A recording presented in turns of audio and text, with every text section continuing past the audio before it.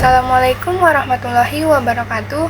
Halo semuanya, perkenalkan nama saya Siti Rahma dari kelompok 2 kelas 2D dengan NIM 12513200083. Hari ini saya akan mempresentasikan materi mengenai hadis doif untuk memenuhi tugas akhir semester mata kuliah hadis. Oke, selanjutnya pendahuluan. Hadis atau sunnah merupakan salah satu wahyu Allah Subhanahu wa Ta'ala yang diturunkan kepada Rasulullah. Karenanya, hadis menepati kedudukan yang tinggi dalam syariat Islam. Hadis merupakan dasar hukum Islam kedua yang telah disepakati muttafaq alaihi setelah Al-Quran. Hadis memiliki peran penting dalam syariat Islam. Dengan adanya hadis, kita bisa mengartikan apa yang dimaksudkan dalam Al-Quran. Dalam hal hukum, hadis bisa menjadi penerjemah hukum dalam Al-Quran dan juga menjadi pelengkap hukum bila dalam Al-Quran belum ada. Selanjutnya, pengertian hadis doif. Hadis doif atau hadis lemah adalah hadis yang tingkat keabsahannya berada di bawah hadis sahih dan hadis hasan, karena tidak memenuhi salah satu lebih syarat yang ditetapkan oleh para ulama hadis untuk dapat diterima sebagai hadis yang kuat. Kelemahan tersebut dapat terjadi pada sanad, rantai periwayatan, maupun matan isi hadis. Oleh karena itu, hadis doif tidak memiliki kekuatan yang sama dengan hadis sahih dan hadis hasan dalam dijadikan dasar pengambilan hukum Islam. Selanjutnya yaitu ciri-ciri hadis doif. Yang pertama yaitu sanadnya tidak tersambung, yaitu adanya perawi yang hilang atau tidak diketahui dalam rangkaian sanad. Yang kedua yaitu perawinya kurang adil.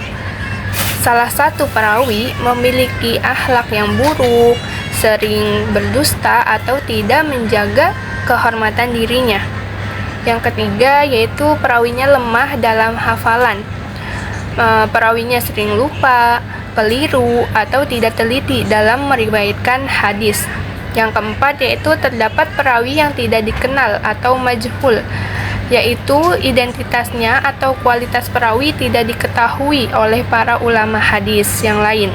Yang kelima yaitu mengandung cacat tersembunyi atau disebut ilah.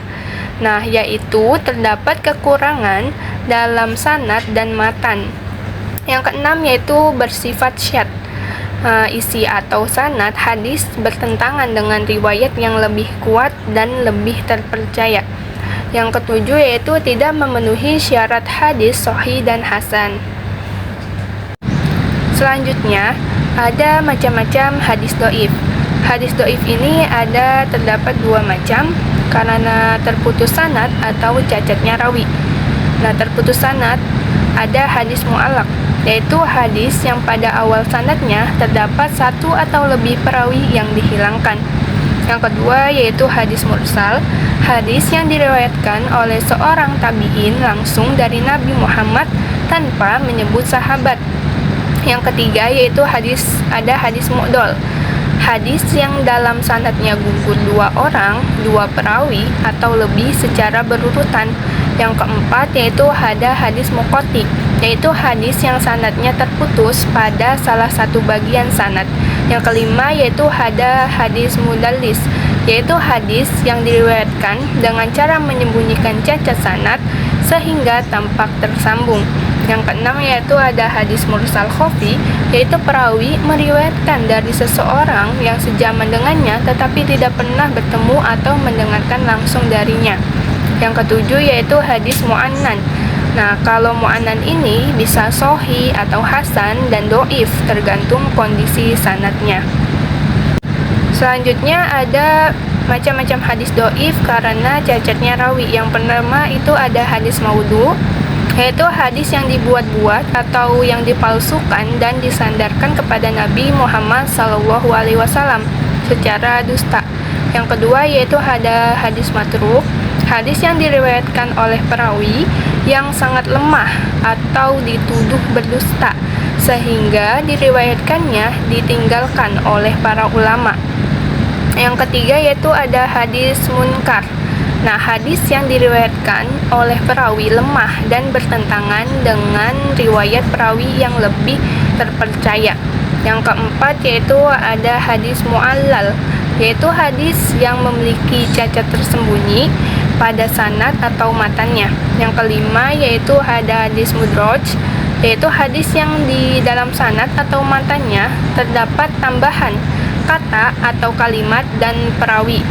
Yang keenam yaitu ada hadis maklub, yaitu hadis yang mengalami perubahan atau pertukaran sanad maupun matan, baik sengaja maupun tidak disengaja. Yang ketujuh yaitu ada hadis majhul, hadis yang sanadnya terdapat perawi yang tak dikenal identitasnya, kepribadiannya, dan atau kualitas keadilannya. Yang kedelapan yaitu ada hadis bid'ah. Sebenarnya ini bukan jenis hadis, melainkan hadis yang diriwayatkannya oleh perawi yang melakukan bid'ah, yaitu orang-orang yang melenceng dari ajaran Islam. Adapun hukum meriwayatkan hadis dhaif, pada dasarnya diperbolehkan, tetapi dengan syarat-syarat tertentu. Para ulama hadis menjelaskan bahwa hadis dhaif tidak boleh diriwayatkan seolah-olah pasti berasal dari Nabi Muhammad SAW tanpa menjelaskan status kelemahannya. Tapi boleh nih diriwayatkan, karena untuk hukum dan akidah meriwayatkan hadis dhaif untuk fadhul al-amal dan wajib menjelaskan statusnya untuk apa. Adapun hukum mengamalkan hadis dhaif, nah para ulama memiliki perbedaan pendapat, ada yang membolehkan, ada yang tidak. Nah, mengamalkan hadis dhaif secara umum, hadis dhaif tidak boleh dijadikan dasar utama dalam menetapkan akidah dan hukum syariat karena tingkat keabsahannya tidak cukup kuat. Namun dalam hal lain, sebagian ulama membolehkan pengamalannya dengan syarat kedhaifannya tidak terlalu berat, bukan maudhu atau sangat lemah. Yang kedua yaitu memiliki dasar umum yang didukung oleh Al-Quran atau hadis sahih. Yang ketiga yaitu tidak diyakini secara pasti sebagai sabda Nabi Muhammad SAW, melainkan diamalkan sebagai bentuk kehati-hatian dan dorongan berbuat baik. Nah, adapun pendapat yang tidak membolehkan, sebagian ulama seperti Muhammad Nasiruddin Al-Albani berpendapat bahwa hadis dhaif sebaiknya tidak diamalkan baik dalam hukum maupun keutamaan amal karena masih terdapat banyak hadis sahih yang dapat dijadikan pegangan atau hujah utama untuk ajaran Islam. Ada contoh hadis dhaif yang cukup populer di masyarakat yaitu at-talabul ilmi walau bisini, tuntutlah ilmu walaupun sampai ke negeri Cina. An-nazafatu minal iman, kebersihan adalah sebagian dari iman. Hubbul watoni minal iman, cinta tanah air adalah sebagian dari iman. Hadis ini merupakan hadis dhaif, tapi boleh dijadikan untuk motivasi atau dorongan ketaatan kepada Allah Subhanahu wa Ta'ala. Selanjutnya yaitu ada kesimpulan. Hadis dhaif adalah hadis yang tidak memenuhi salah satu atau beberapa syarat hadis sahih dan hadis hasan, seperti adanya kelemahan pada sanad, perawi, atau kesinambungan periwayatannya karena memiliki kelemahan dalam riwayatnya. Hadis dhaif tidak dapat dijadikan dasar utama dalam penetapan hukum Islam. Meskipun demikian, tidak semua hadis dhaif memiliki isi yang salah. Sebagian hadis dhaif masih dapat diamalkan dalam bidang fadhul amal, keutamaan amal dengan syarat tertentu menurut sebagian ulama, selama tidak bertentangan dengan Al-Quran dan hadis sahih. Oleh karena itu, umat Islam perlu berhati-hati dalam menerima dan menyebarkan hadis serta selalu memperhatikan tingkat keabsahannya. Adapun refleksi dan aksinya, mempelajari hadis dhaif mengajarkan bahwa Islam sangat menjaga keaslian sumber ajarannya. Para ulama hadis telah bekerja keras meneliti sanad dan matan hadis agar umat Islam dapat membedakan antara hadis yang kuat dan hadis yang lemah. Nah, aksinya yaitu memberikan sumber hadis sebelum menyebarkannya melalui media sosial atau dapat diskusi keagamaan dulu.